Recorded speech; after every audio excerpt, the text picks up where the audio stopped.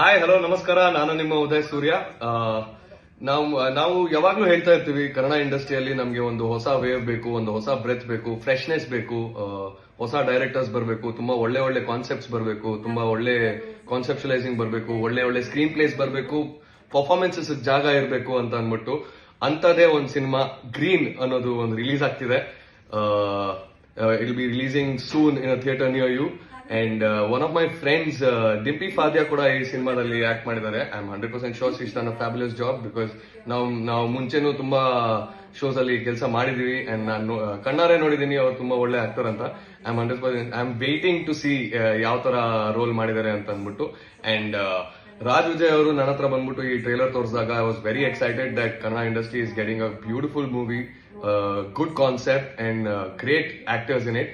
And of course we are going to work soon too, hopefully.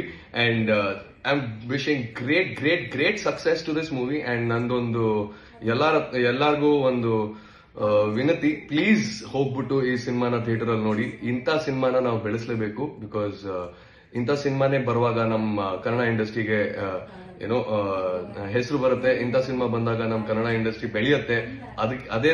ಅದಕ್ಕೋಸ್ಕರನೇ ನಾವು ಏನೋ ಹಗಲು ರಾತ್ರಿ ಎಲ್ಲ ಕೆಲಸ ಮಾಡ್ತಿರೋದು. So please go and watch this cinema and support it. And all the best to the whole team, Raj Vijay and to the team green and to Dimpi Fadya. All the best. Go rocket.